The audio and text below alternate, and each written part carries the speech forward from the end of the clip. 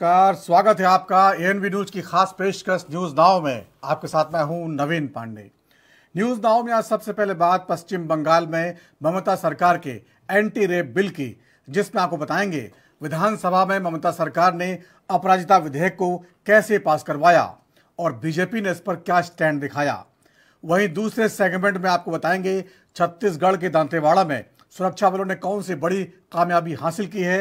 साथ ही तीसरे और आखिरी सेगमेंट में आपको बताएंगे पेरिस पैरालंपिक में सुमित अंतिल और नित्याश्री सिवन ने कौन सा करिश्मा कर दिखाया। तो चलिए बिना किसी देरी के शुरू करते हैं न्यूज नाउ। कोलकाता के आरजी कर मेडिकल कॉलेज की ट्रेनिंग डॉक्टर से रेप और हत्या मामले पर बवाल जारी है। जूनियर डॉक्टर कोलकाता पुलिस मुख्यालय के सामने धरना प्रदर्शन कर रहे हैं। इस बीच बंगाल विधानसभा के विशेष सत्र में ममता बनर्जी सरकार ने एंटी रेप बिल पेश किया, जिसके बाद इस बिल को सर्वसम्मति से पारित कर दिया गया। इसमें रेप के दोषियों के लिए 10 दिनों के भीतर फांसी की सजा सुनिश्चित करने का प्रावधान है। इसका नाम अपराजिता वीमेन एंड चाइल्ड बिल 2024 है। हालांकि बिल पर चर्चा के दौरान सदन के भीतर जमकर हंगामा देखने को मिला। बीजेपी का कहना था कि बिल को जल्दबाजी में लाया गया है। ममता सरकार के विरोध में देश भर में आंदोलन। कोलकाता रेप मर्डर केस में मुख्यमंत्री ममता बनर्जी की सरकार पर सवाल उठे। देश भर में इस रेप और मर्डर के आरोपियों के खिलाफ गुस्सा है। राष्ट्रव्यापी प्रदर्शन हो रहे हैं। इस घटना के बाद से ही डॉक्टर हड़ताल पर है। इस बीच ममता सरकार ने मंगलवार को पश्चिम बंगाल विधानसभा में एंटी रेप बिल पेश किया, जो विपक्ष के पूर्ण समर्थन के साथ पारित हो गया।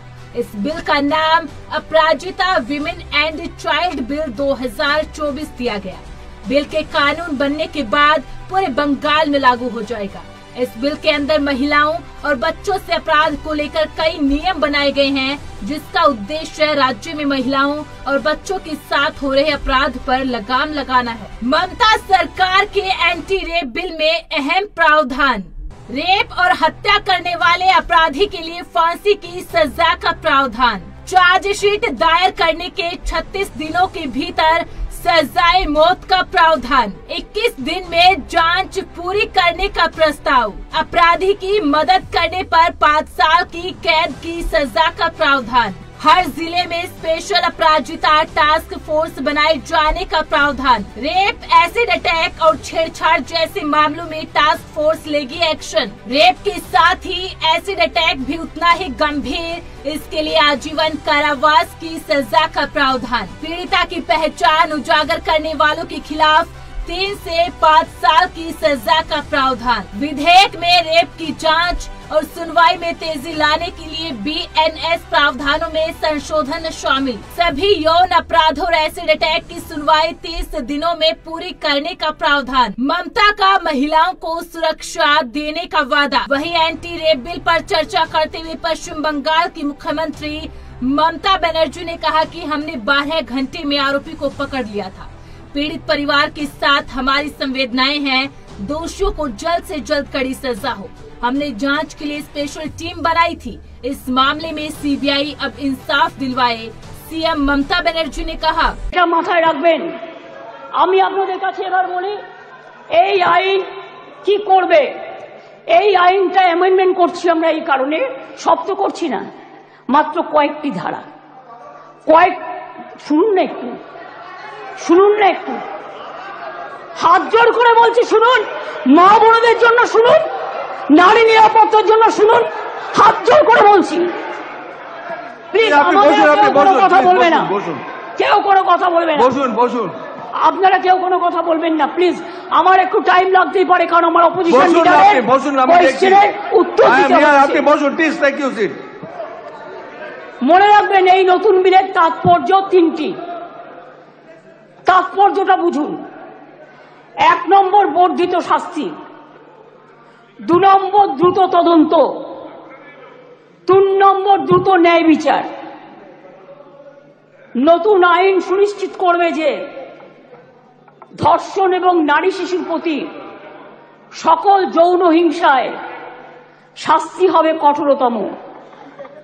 ভারতীয় ন্যায় সংহিতা এবং পস্কো আইনে এসব ক্ষেত্রে যে শাস্তির কথা বলা আছে তা আমাদের আইনে উল্লেখযোগ্যভাবে বৃদ্ধি করা হয়েছে। ধর্ষণ ও গণধর্ষণের ক্ষেত্রে ভারতীয় ন্যায় সংহিতার যে শাস্তির কথা বলা হয়েছে 10 থেকে 20 বছরের সশ্রম কারাদণ্ড এবং ক্ষেত্র বিশেষে যাবজ্জীবন সশ্রম কারাদণ্ড। আমরা এটাকে করছি আমৃত্যু সশ্রম কারাদণ্ড থেকে গুরুতর থেকে ক্ষেত্রে এমনকি প্রাণদণ্ড, এইটুকুই আমরা চেঞ্জ করেছি। ধর্ষণ বা গণধর্ষণের ফলে নির্যাতিতার মৃত্যু হলে বা নির্যাতিত সম্পূর্ণ ভেজিটেবল হয়ে গেলে ভারতীয় ন্যায় সংহিতায় এর শাস্তি বলা আছে 20 বছরের সশ্রম কারাদণ্ড এবং ক্ষেত্র বিশেষে যাবজ্জীবন সশ্রম কারাদণ্ড। আমরা এটাকে করেছি प्राणदंड। बीजेपी ने किया बिल का समर्थन। वही बिल पर चर्चा के दौरान पश्चिम बंगाल के नेता प्रतिपक्ष शुवेंदु अधिकारी ने कहा, আপনারা এই বিলটা তাড়াহুড়া করে এনেছেন কেন? আমরা চাইলে বলতে পারতাম ল অ্যান্ড জুডিশিয়ারি স্ট্যান্ডিং কমিটিতে গেছে কিনা, আমরা চাইলে বলতে পারতাম পার্লামেন্টারি প্রসিডিওর এন্ড প্র্যাকটিস অনুযায়ী সিলেক্ট কমিটিতে পাঠান, কিন্তু না, আমরা বলছি না। We want execution of this law immediately. দায়িত্ব আপনাদের। এই হাউস আরো 1.5 বছর থাকবে। আমরা we want result. Responsibility goes to government. আমরা একটাও ভোটাভুটি চাইব না, আমরা ডিভিশন চাইব না, ফুল সাপোর্ট। আমরা মাননীয় মুখ্যমন্ত্রীর বক্তব্য সুন্দর করে শুনব, উনি যা মনে আসেন বলবেন, কোনো সমস্যা নেই, কিন্তু আপনাকে গ্যারান্টি দিতে হবে immediate execution of this bill. সরকার আইন মেনে এনেছে, সব দিক বিবেচনা করেছে, আমরা কার্যকর চাই। केंद्रीय मंत्री मजूमदार ने उठाए सवाल। हालांकि केंद्रीय मंत्री सुकांता मजूमदार ने इस बिल पर ही सवाल उठा दिए। उन्होंने ममता सरकार के बलात्कार विरोधी विधेयक पर कहा, ममता बनर्जी ड्रामेबाजी कर रही है। वह जो विधेयक लेकर आई है वह पूरी तरह से असंवैधानिक है, क्योंकि भारत का संविधान कहता है अगर केंद्र सरकार और राज्य सरकार दोनों किसी चीज पर विधेयक लाती है तो केंद्र का कानून मान्य होगा। ममता बनर्जी ड्रामाबाजी कर रहे हैं और गैलरी शो कर रहे हैं, इसलिए ये जो लेजिस्लेशन उन्होंने लाए हैं ये लेजिस्लेशन पूरी तरीके से असंवैधानिक है, क्योंकि भारत का संविधान बता रहा है, बाबा साहेब अम्बेडकर द्वारा तैयार किया गया संविधान बता रहा है कि अगर किसी चीज के ऊपर स्टेट गवर्नमेंट और केंद्र सरकार दोनों लॉ लाते हैं, यानी लेजिस्लेशन आते हैं, बिल लाते हैं, तो केंद्र का आईन या लॉ प्रिवेल करेगा। ऑलरेडी न्याय संहिता के ऊपर न्याय संहिता है जो इम्प्लीमेंट भी हो चुका है और जिसमें डेथ सेंटेंस का भी प्रावधान है। तो ममता बनर्जी की ये जो उन्होंने लॉ लाए ये पूरी तरीके से ड्रामाबाजी है और इसको दिखाने के लिए हमारे विधायक लोगों ने समर्थन किया, लेकिन ये जाके सुप्रीम कोर्ट में चैलेंज होगा और सुप्रीम कोर्ट में चैलेंज होने के बाद ये कैंसिल। Thank you. क्या है आरजीकर मेडिकल कॉलेज की घटना? दरअसल आपको बता दें कि कोलकाता रेप मर्डर केस की सीबीआई जांच कर रही है। कोलकाता के आरजीकर मेडिकल कॉलेज और हॉस्पिटल में 8 से 9 अगस्त की रात ट्रेनी डॉक्टर के साथ रेप के बाद हत्या कर दी गई थी। आरजीकर अस्पताल के सेमिनार हॉल में 9 अगस्त की सुबह ट्रेनी महिला डॉक्टर का शव मिला था। पोस्टमार्टम रिपोर्ट में यह बात सामने आई थी कि हत्या से पहले ट्रेनी डॉक्टर के साथ रेप किया गया। पोस्टमार्टम रिपोर्ट में डॉक्टर की मौत सुबह 3 से 4 बजे के बीच होने की पुष्टि हुई। वही दुष्कर्म विरोधी अपराजिता विमेन एंड चाइल्ड विधेयक का मुख्य विपक्षी बीजेपी ने भी समर्थन किया। मंगलवार को ही सदन से पारित होने के बाद विधेयक राज्यपाल के पास भेज दिया गया। छत्तीसगढ़ के दंतेवाड़ा में सुरक्षा बलों को बड़ी कामयाबी हासिल हुई है। यहां दंतेवाड़ा और बीजापुर की सीमा में सुरक्षा बलों और नक्सलियों के बीच भीषण मुठभेड़ में 9 नक्सलियों का सफाया हो गया। इस मुठभेड़ के दौरान सुरक्षा बलों ने भारी मात्रा में हथियार और गोला बारूद भी बरामद किया। ये मुठभेड़ दंतेवाड़ा और बीजापुर के सीमावर्ती इलाके में हुई, जहां सुरक्षा बलों को माओवादियों के बड़े जमावड़े की सूचना मिली थी। बस्तर के आईजीपी सुंदरराज ने भी ऑपरेशन की पुष्टि की है।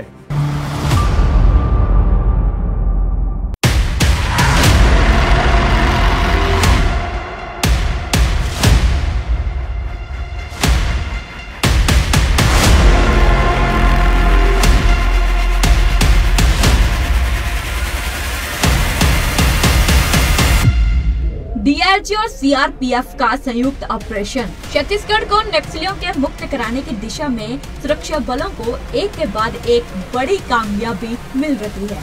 बीते कुछ समय से मुठभेड़ में बड़ी संख्या में नक्सलियों को मार गिराया गया। इसके साथ ही बड़ी संख्या में नक्सली आत्मसमर्पण भी कर रहे हैं। मंगलवार को छत्तीसगढ़ के दंतेवाड़ा में भी सुरक्षा बलों को एक और कामयाबी मिली।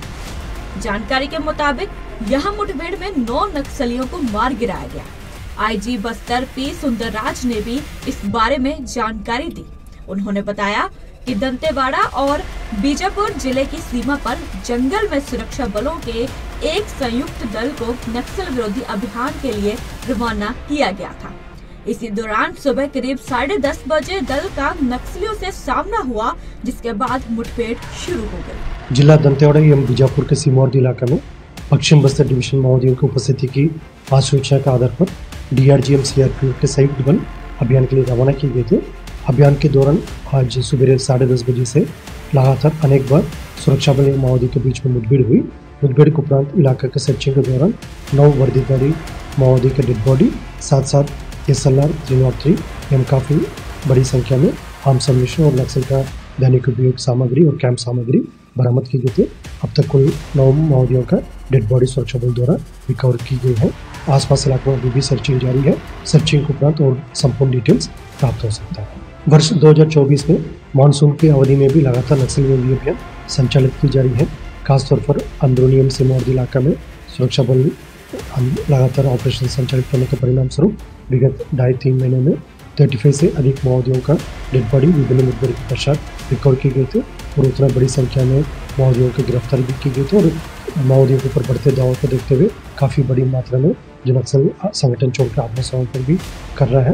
पूर्व में भी नक्सल विरोधी अभियान मानसून की अवधि में संचालित की गई थी, लेकिन वर्ष 2024 में इसको और बेहतर रणनीति के साथ क्रियान्वयन करने के परिणाम स्वरूप काफी अच्छा सफलता परिणाम हमें देखने के लिए भी मिला। सीएम विष्णुदेव साय ने दी बधाई।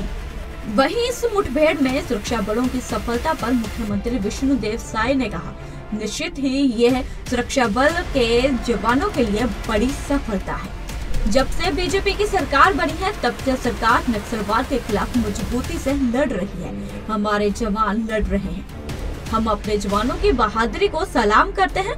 नक्सलवाद के खात्मे तक हमारी यह लड़ाई जारी रहेगी। देखिए, जब से हम लोग सरकार में आए हैं, भारतीय जनता पार्टी की सरकार बनी है, तब से नक्सलवाद के साथ बहुत मजबूती के साथ सरकार लड़ रही है। हमारे जवान लड़ रहे हैं। हमारे जवानों के बहादुरी को भी हम सलाम करते हैं। और अभी 9 नक्सली मारे गए हैं और इस बहादुरी के लिए हम हमारे बलों का साहस को सलाम करते हैं।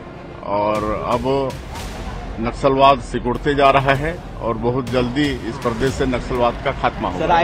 डिप्टी सीएम ने बताया जवानों की सफलता।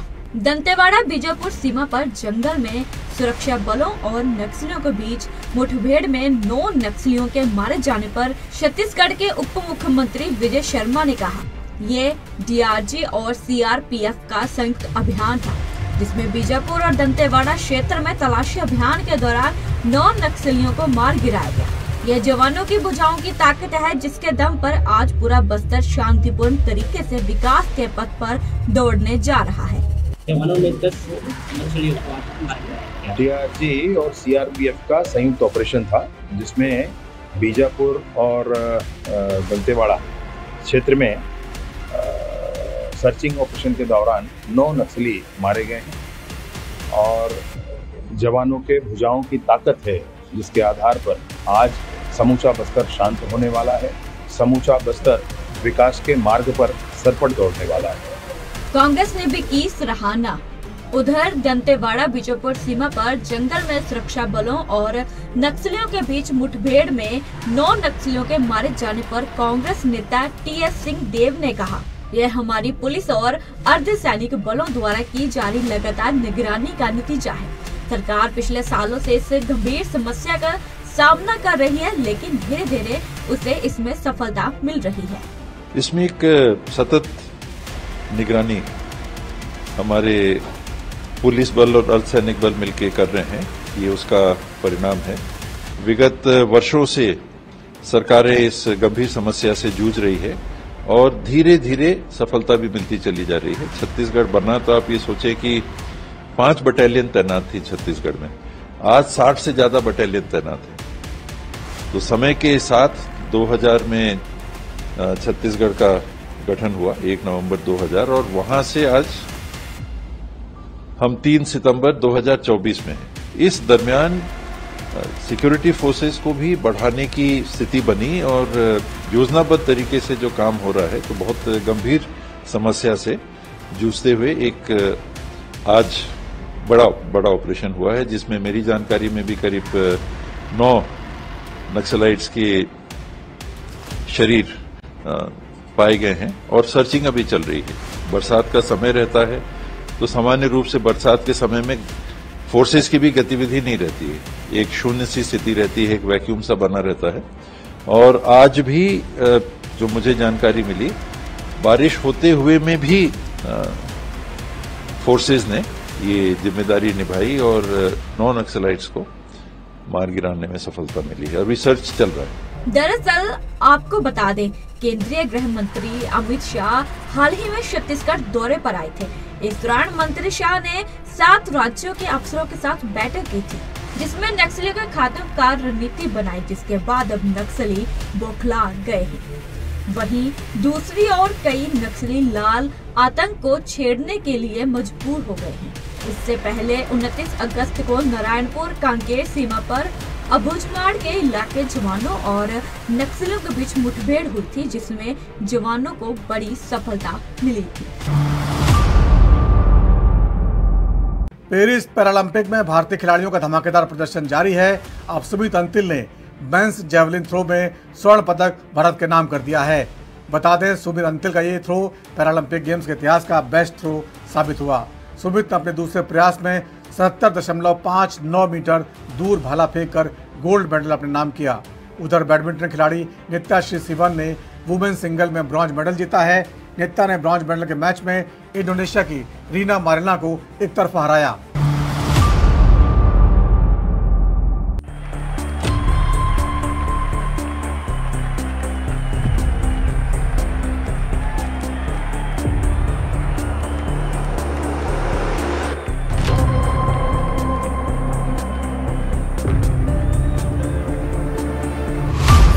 अंतिल ने जीता गोल्ड। पेरिस में चल रहे पैरालंपिक में भारतीय खिलाड़ियों का विजय अभियान जारी है। पैरा खिलाड़ियों ने विदेशी सरजमी पर देश का नाम रोशन करते हुए अब तक भारत की झोली में 3 गोल्ड, 5 सिल्वर और 7 ब्रोंज मेडल जीते हैं। वहीं देर रात सुमित अंतिल ने मेंस जेवलिन थ्रो में गोल्ड मेडल अपने नाम किया। सुमित ने अपने दूसरे प्रयास में 70.59 मीटर दूर भाला फेंक कर गोल्ड मेडल अपने नाम किया। सुमित अंतिल का ये थ्रो पैरालंपिक गेम्स के इतिहास का बेस्ट थ्रो रहा। सुमित अंतिल ने डिफेंड किया अपना गोल्ड मेडल। इन 2 मेडल के साथ ही मौजूदा पैरालंपिक गेम्स में भारत के पदकों की संख्या 15 हो गई है। भारत ने अब तक 3 गोल्ड, 5 सिल्वर और 7 ब्रोंज मेडल जीते हैं। बता दें कि सुमित अंतिल ने टोक्यो पैरालंपिक में भी गोल्ड मेडल जीता था। ऐसे में वह पहले भारतीय जेवलिन थ्रोअर बन गए हैं जिन्होंने पैरालंपिक में अपना गोल्ड मेडल डिफेंड किया है। फाइनल में सुमित अंतिल का प्रदर्शन, पहला थ्रो 69.11 मीटर, दूसरा थ्रो 70.59 मीटर, तीसरा थ्रो 66.66 मीटर, चौथा थ्रो फाउल, पांचवा थ्रो 69.04 मीटर, छठा थ्रो 66.57 मीटर। जब ट्रक हादसे में सुमित ने गंवा दिया पैर। हरियाणा के सोनीपत के रहने वाले सुमित अंतिल का जन्म 7 जून 1998 को हुआ था। सुमित जब 7 साल के थे तब एयरफोर्स में तैनात पिता राम कुमार की बीमारी से मौत हो गई थी। पिता का साया उठने के बाद मां निर्मला ने हर दुख सहन करते हुए चारों बच्चों का पालन पोषण किया। 12वीं में पढ़ाई के दौरान सुमित के साथ भयानक हादसा हुआ। 5 जनवरी 2015 की शाम को वह ट्यूशन लेकर बाइक से वापस आ रही थी। तभी सीमेंट के कट्टों से भरी ट्रैक्टर ट्रॉली ने सुमित को टक्कर मारी और काफी दूर तक घसीटती ले गई। इस हादसे में सुमित को अपना एक पैर गंवाना पड़ा। हादसे के बावजूद सुमित कभी उदास नहीं हुए। रिश्तेदारों और दोस्तों की प्रेरणा से सुमित ने खेलों की तरफ ध्यान दिया और साई सेंटर पहुंचे। जब एशियन रजत पदक विजेता कोच वीरेंद्र धनखड़ ने सुमित का मार्गदर्शन किया और उसे लेकर दिल्ली पहुंचे। यहाँ द्रोणाचार्य अवॉर्डी कोच नवल सिंह से जैवलिन थ्रो के गुर सीखे।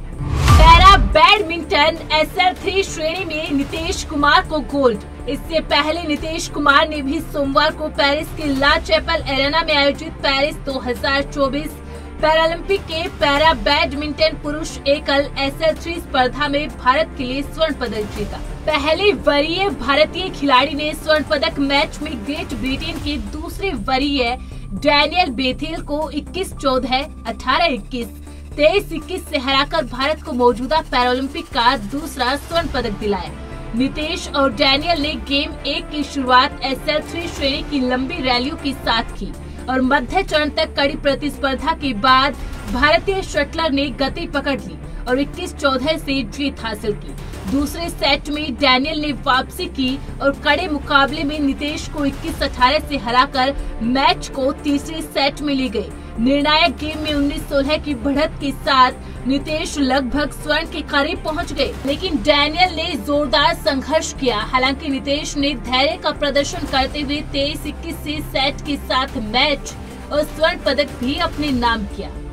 बैडमिंटन नित्याश्री सिवन को ब्रॉन्ज। उधर भारत की नित्याश्री सिवन ने देर रात इंडोनेशिया की रीना मार्लिना को 21-14, 21-6 से हराकर महिलाओं की SH6 श्रेणी में कांस्य पदक जीता। पिछले पदक समारोह के बाद तकनीकी समस्याओं के कारण लगभग 1 घंटे तक प्रतीक्षा करने के बाद 19 वर्षीय भारतीय ने इंडोनेशियाई पैरा शटलर को मात्र 23 मिनट में हरा दिया। इस पदक के साथ भारत ने टोक्यो में बैडमिंटन में मिले अपने 4 पदकों की संख्या को पार कर लिया। पेरिस पैरालंपिक 2024 में भारत के पदक वीर Avani Lekhara shooting gold medal, women's 10 metre air rifle, Mona Agarwal shooting bronze medal, women's 10 metre air rifle, Preeti Pal athletics bronze medal, women's 100 metre race, Manish Narwal shooting silver medal, men's 10 metre air pistol, Rubina Francis shooting bronze medal, women's 10 metre air pistol, Preeti Pal athletics bronze medal, women's 200 metre race, Nishad Kumar athletics silver medal, men's high jump, Yogesh Kathuniya athletics silver medal, men's discus throw, Nitish Kumar badminton gold medal men's singles, Manisha Ramdas badminton bronze medal women's singles, Thulasimathi Murugesan badminton silver medal women's singles, Suhas L Yathiraj badminton silver medal men's singles, Sheetal Devi Rakesh Kumar तीरंदाजी bronze medal mixed compound open, Sumit Antil athletics gold medal men's javelin throw, Nithya Sre Sivan badminton bronze medal women's singles. Paris गए भारतीय खिलाड़ियों का Paralympic में शानदार प्रदर्शन जारी है। भारतीय खिलाड़ियों ने अब तक भारत की झोली में 15 मेडल डाल दिए हैं और साथ ही आने वाले मुकाबलों में भी भारत के खाते में और मेडल आने की संभावना बनी हुई है। अब देखना ये रहेगा कि क्या भारतीय खिलाड़ी आने वाले मुकाबलों में भारत को कितने और मेडल दिला पाते हैं। Sports desk NB news. तो न्यूज नाउ में आज इतना ही। वक्त छोटे से ब्रेक का है। ब्रेक के बाद भी खबरों का सिलसिला जारी रहेगा।